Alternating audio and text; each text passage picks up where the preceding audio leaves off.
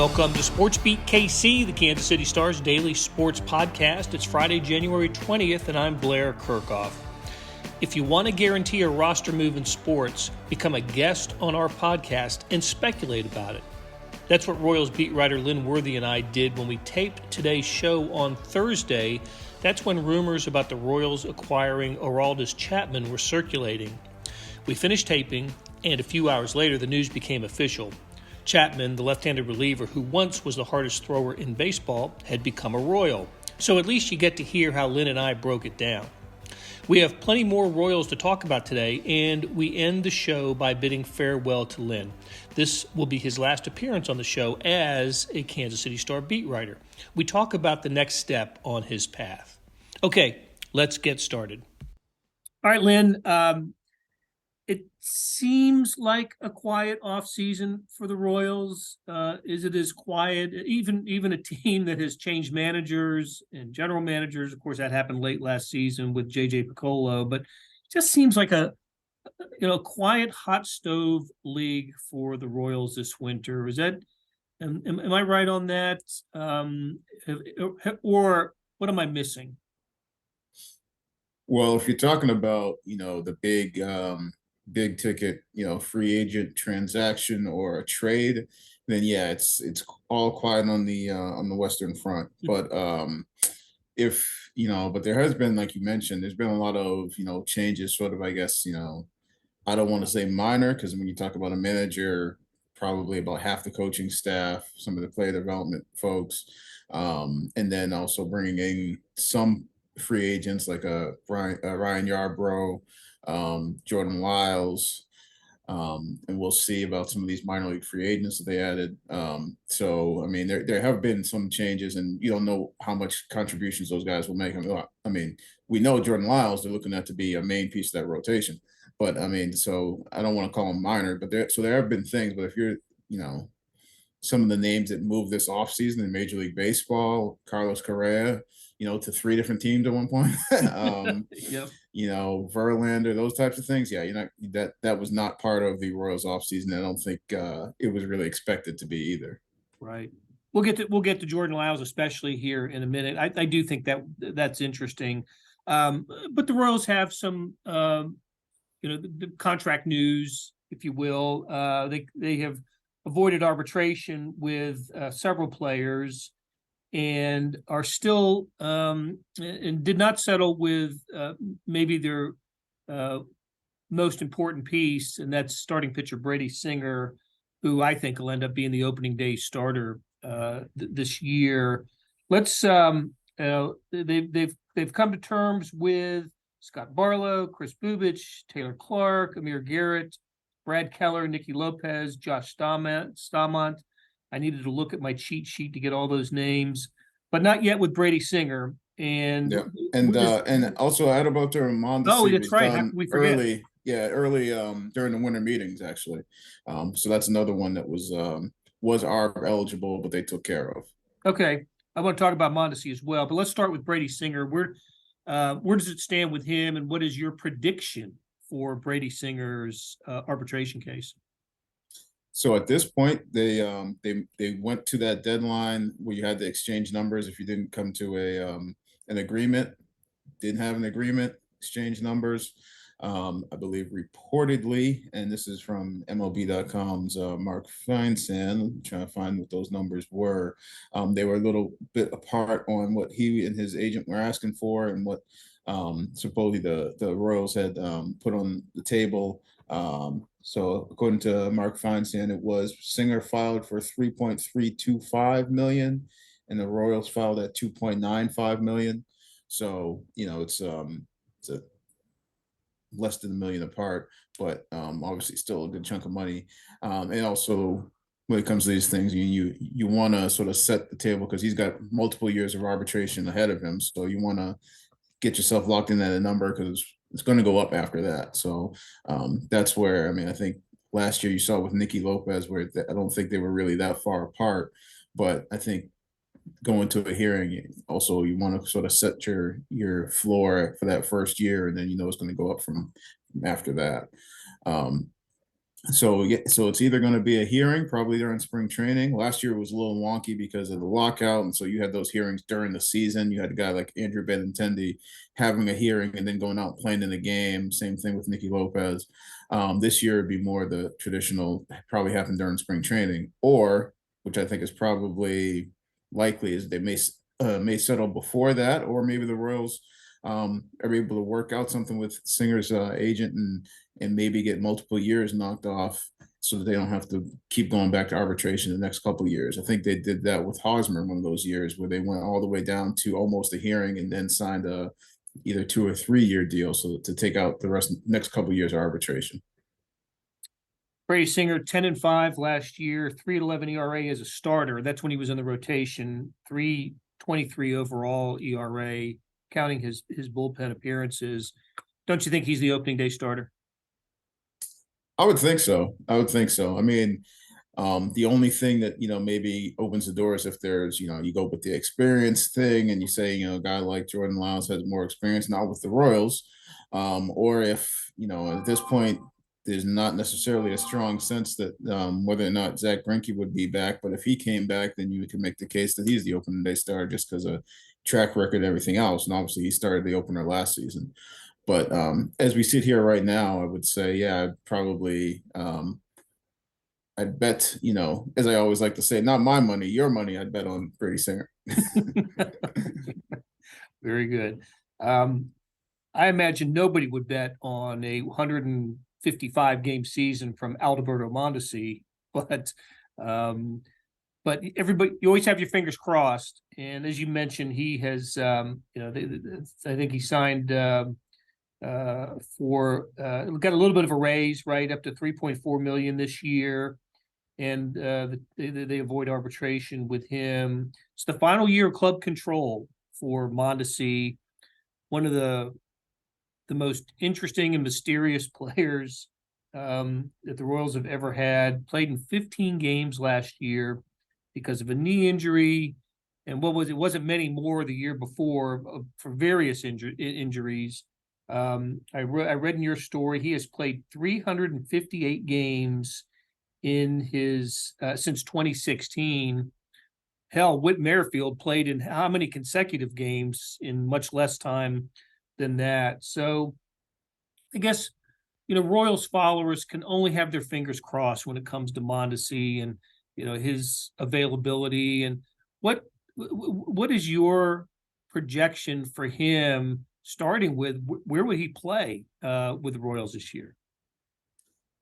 I think he could be one of those sort of move around the diamond type pieces. I think that's at least that seems like the thing to make the most sense, unless because they really seem to want to, at least the sense this going into this offseason, and so far I haven't heard anything different, was they want to be able to put Bobby Witt Jr. at shortstop, let him settle in there, let him work there, and because obviously there were some I don't want to say deficiencies, but I guess, yeah, I mean, deficiencies in terms of just defensively, there was a few errors, some mistakes there.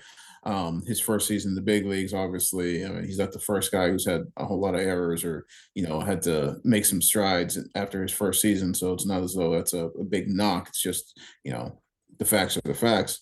But I think the hope is that by putting him there, letting him know he's going to be there, he's going to stay there, let him settle in at that spot, you'll see some of that improvement. Have some people, infield coach to help him work his way through that and not be moving around. Put him at shortstop and say that's where you're going to be for the next few years. That's the idea. So that takes Mondesi out of that picture.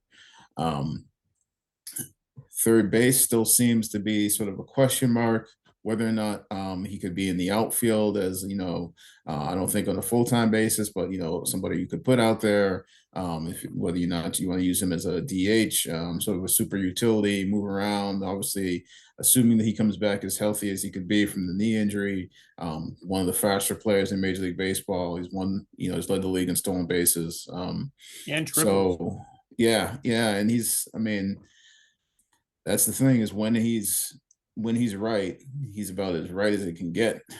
But you just don't see it that often. And so I think they've finally got to the point where they're not counting on that. but I don't think they've necessarily given up on it completely as far as being able to use it.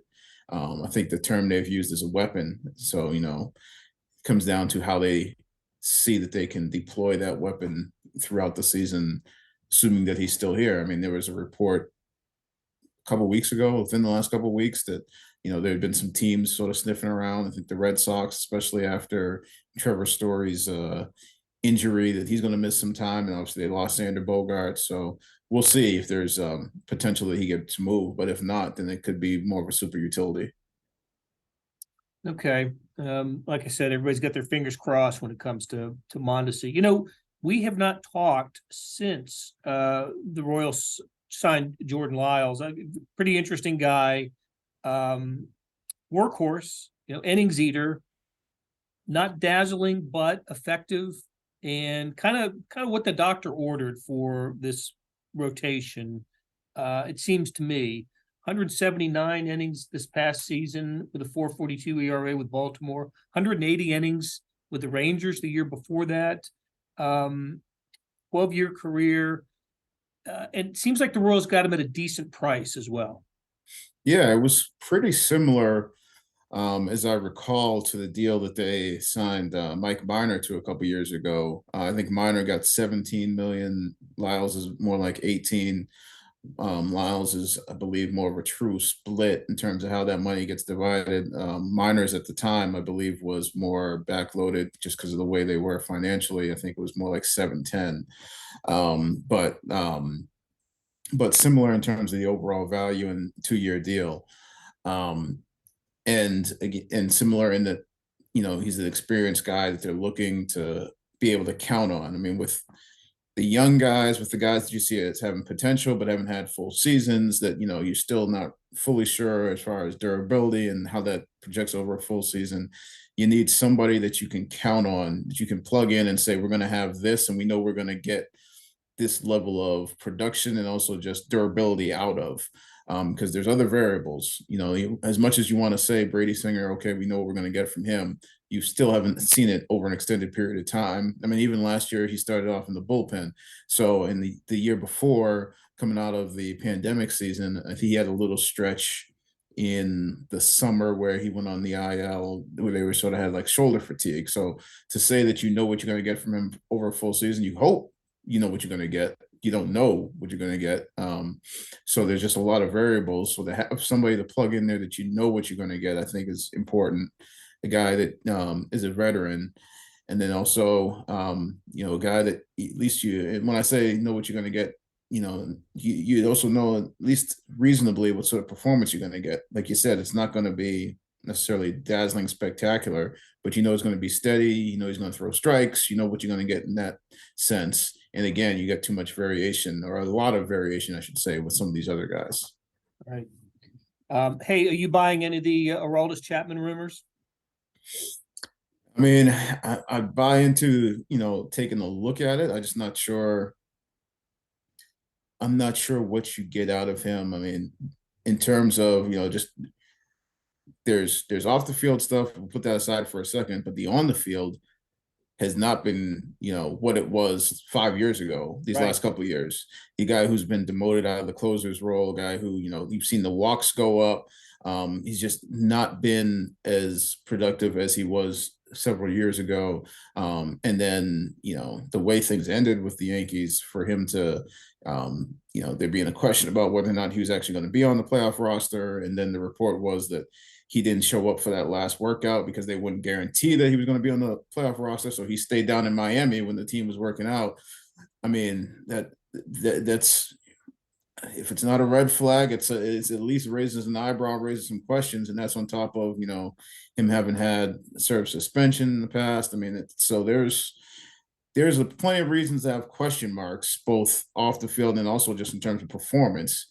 But if if it's one of those things where you could take a flyer and it's low risk, big upside, then it might be worth taking a look at. But the reports were also that there were several other teams involved. The Marlins, he lives in Miami. I think the Padres were another reported team, and we know they'll throw money around if they need to. So, but it's something I think that it's worth at least poking around. also possibility of signing him, and if he if he has a decent season, you get a chance to flip him at the trade deadline, and get something back if you're not in contention. So I mean, that wouldn't be the plan, but it could make some sense.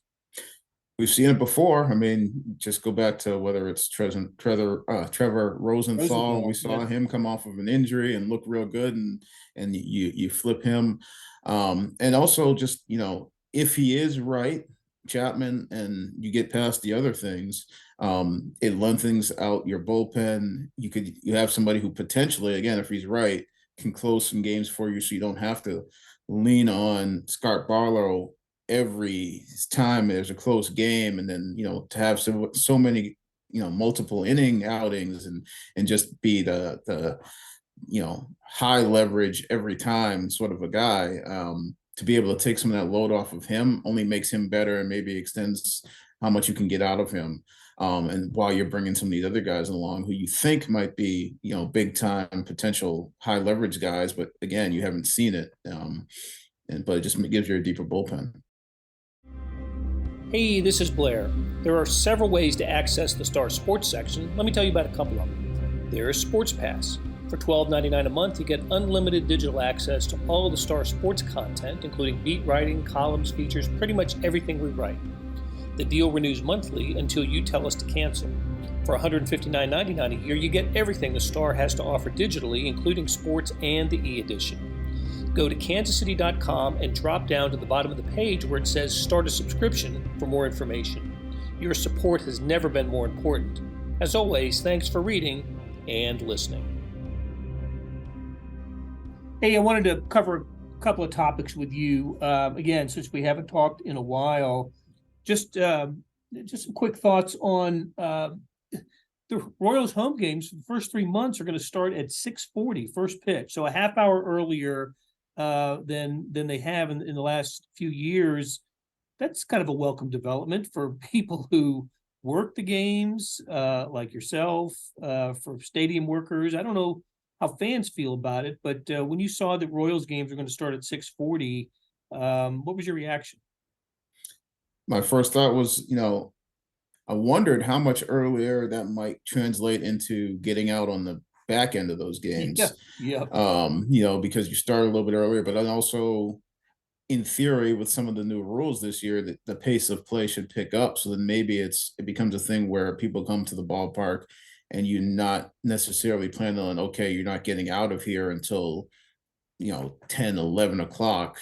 I mean, that's probably more so if you're working and things like that. But even, if you come to a game and you say, okay, you bring your kids, it's like, well, we're not going to be able to see all of this because kids got to get home and all that sort of thing. But now maybe you have more of a chance. You start a little bit earlier, the game moves a little bit faster. I mean, if the game starts at 6:40 and, you're going to look at 3 hours or less, then, you can still get out of there before 10 o'clock. I mean, that's not that bad compared to if you start later and you're talking about 3+ hours on no matter what, then you're already talking 10, 11 or between 10 and 11 before you're even walking out of the ballpark.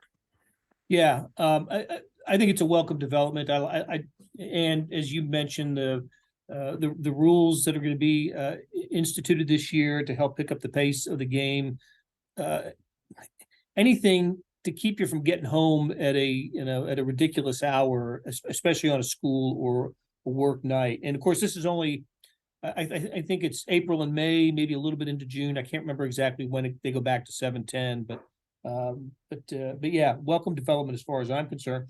The other thing is, we're now talking again about, not again because it's actually been a while, but baseball expansion. And it seems like it's going to happen. There's sentiment for it, and I don't know what the timetable is. I'm not sure what you've heard about that, but it's open season on speculation of where baseball is going to drop a couple of teams, and just want to know if you have any favorites in that regard. Well, I think Nashville just seems like there's so much momentum there in terms of the people involved. I mean, I think at one point, Dave Dombrowski was involved before he went back to Philadelphia, but I think Dave Stewart is involved. Who is it? Don Mattingly, I think they brought on board this offseason. It just seems like there's just too much invested, too many people being brought on board for there to be, just all smoke and no fire on that one. Um, Vegas is interesting because I'm not sure if it's more likely for that to be an expansion place or if that's, a The A's, destination for, Oakland to move. right? And I think at this point, I don't know if I mean, in my mind, I guess it's 50-50. I can't say that that's how accurate that is of a guess on how that turns out. That's just in my mind. But that seems like a really, um, another one where there's momentum building, especially after, you've got hockey and football in there. And I think maybe with hockey and how things went that first season, I remember being out there for something during that first season. I think it was still when I was covering college sports and being out there and talking and asking some people just about how that went. And and then the team had success, and I think it really, like, that success built on itself, and then you add in the Raiders, and so I think there's momentum for that, and obviously sports betting is now open season, so that was always one of the things that people sort of assumed or perceived was kept it at arm's length, but that's out the window now. So I think those are the two that sort of stick out in my mind as like interesting and probably likely at some point down the line. But there's other cities that people throw into that mix, whether it's Montreal still wanting to get something back, and then places in the U.S. that have done well with minors, and if people feel like there's interest, whether that's Charlotte. And I know, and it's probably just because of when I worked there, I know people used to always sort of bring up Salt Lake as potential, but I don't know. I've sort of put that further down the list, but I think there's people out there who see that as one of them too. So there's always places around the country that sort of have their eye on that. You mentioned Montreal. That's my favorite. I'd like to see baseball return there. And Portland, Oregon, another place that is eager for baseball. And I don't know if baseball feels like it needs another West Coast team. It might. I don't know, but that's another one that's hat is firmly in the ring. And you mentioned Salt Lake City. Salt Lake is where you worked before coming to Kansas City, and it was a great hire for the Star. You came to cover the Kansas City Chiefs, and you spent the 2018 season covering Patrick Mahomes' first year as a starter. What a what a year to cover the Chiefs. That was an amazing season. That I think they scored on 9 out of 10 possessions that year. They set set a scoring record. It was incredible season. That was the team that lost to the Patriots in the AFC title game. We lost our Royals beat writer right after the season, and you jumped on that beat, and you've been covering the Royals ever since. So this is my windup and delivery is this is the last time that you and I are going to speak as work compadres for the Star, because you, as of this week, this is your last week at the Kansas City Star. You are going to St. Louis to cover the Cardinals for the St. Louis Post-Dispatch, and I think that's tremendous. But we're also going to miss the heck out of you. Tell us a little bit about going to St. Louis and what you're going from covering a team that is struggles to get to 500 and hasn't gotten close to it in about 5 years, to a team that in an organization that expects to be in the postseason every year, and more often than not is in the postseason every year. From that standpoint, it's going to be a fun jump, isn't it? Yeah, it'll be different. I mean, it's obviously there's bittersweet to all of it in terms of leaving Kansas City and leaving the staff. I mean, whether it was the time I had with Chiefs or Royals, the people that I worked with and around, I think is going to be the biggest thing that you miss, because I've moved a few times, and it's, sure, there's things about the cities that you like, but it's the people that really, that you remember the experiences. So folks like yourself. I don't want to start leaving people out, but I mean, obviously, Vahe Gregorian, Sam McDowell, Sam Mellinger, who at one point was the other columnist and now is working for the Royals. You know, Pete Gradoff, Herbie Teope, you know, and we've had several college writers, you know, Jesse Newell. It seemed like when I first started, I think we still had Andrew Schiff and Aaron Reese were doing From Mizzou, yeah. Mizzou. Kellis doing K-State, Gary also doing KU. So there's been a lot of people, a lot of good folks. You know, obviously, when I was doing Royal, when I first started doing Royals, I was reporting to Chris Fickett, who's no longer is at the paper, and obviously Jeff Rosen, our sports editor. So it's a lot of good people.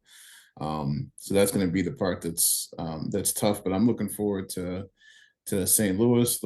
Looking forward to, you know, a new city, a new team, new environment. I'm going to be working with Derek Gould, who's one of, if not the best newspaper beat writers in the business right now, covering baseball. And so we'll be partnering up on that beat.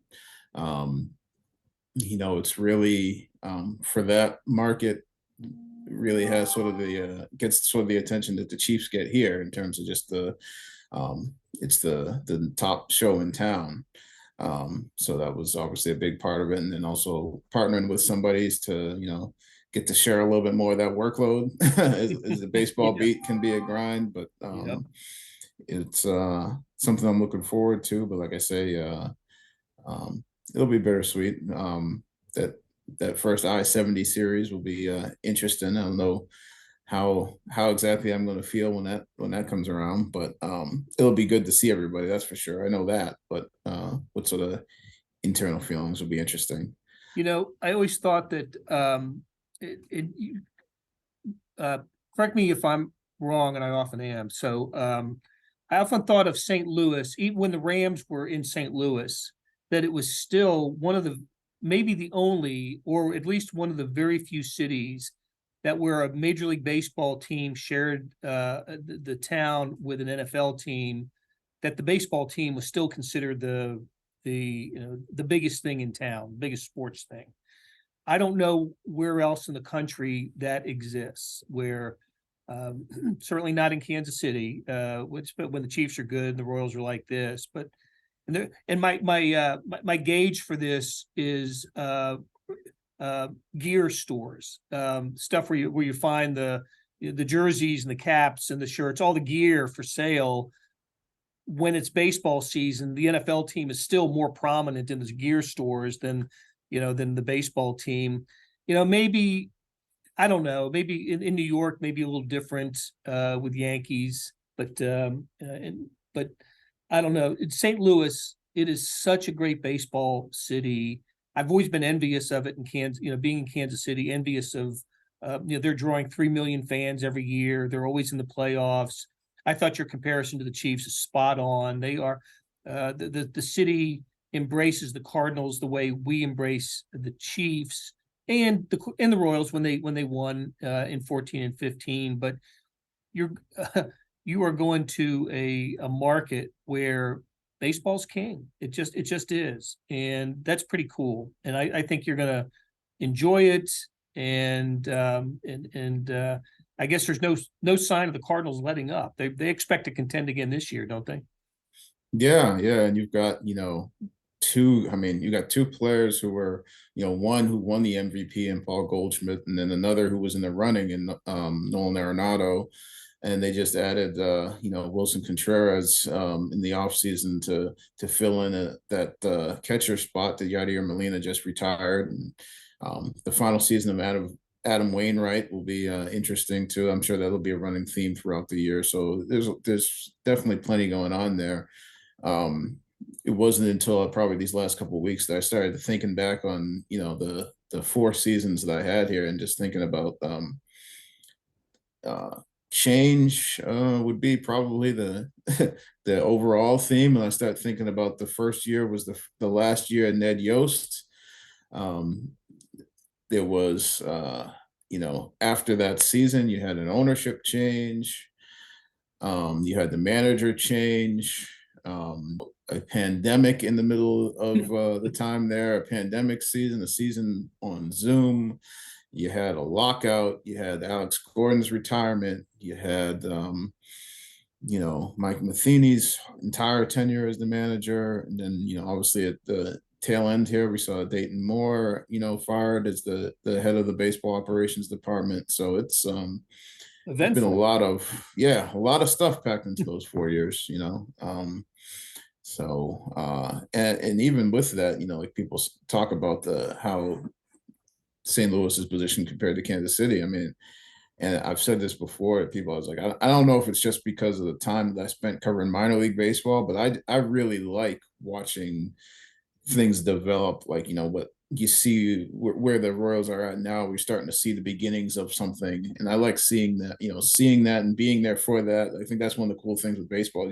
You see it and you see it develop. So it's not just like, you hop on the bandwagon after the fact. It's like, no, you saw the first year of Bobby Witt Jr. You saw some of these guys first break in and then see where it goes. And, obviously people's hope would be that, they have success and the team has success, but just seeing that starting point and then seeing it all the way through, as opposed to just jumping in and seeing where they ended up. So that stuff was always interesting to me. So it's not so much about where a team's at now, because shoot, that can change in a season. We all know that. So, but it's definitely going to be even more change. It's been like you said, a eventful 4 years. There's been a lot going on in those 4 years, and I think it's going to be interesting to see what's to come, and I'll just be sort of keeping track of it from afar now, I guess. Yep, not too far. So that's neat too. And of course, the stadium is also maybe in line to change as well. At least a lot of discussion about that for the next few years. Yeah, I didn't even mention that one. Yeah, so. Well, that's a great sentiment, Lynn, to end it on. And like I said, it's been wonderful working with you, and a pleasure. And you will absolutely be missed by your friends here at the Star, and those who follow the Royals, your coverage in the Star and on kansascity.com.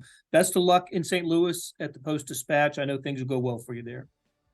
Well, thank you. And obviously everybody at the Star, it's been a great run. It's been great working with all of you guys, and I'll definitely be rooting for you from the other side of the state. That'll do it for today and this week on SportsBeat KC. Thanks to our staff of George Howard, Monty Davis, Randy Mason, Jeff Rosen, and Scott Chasen. The most sincere tip of the cap to Lynn Worthy, who's covered the Chiefs and Royals at the Star for 5 years. Thanks for all the terrific stories and being a frequent guest on this podcast and our SportsBeat Live shows throughout the season. Lynn was the first Royals beat writer to appear regularly on these weekly shows. Hey, thanks for listening, and we'll be back soon with another SportsBeat KC, where we talk sports in Kansas City every day.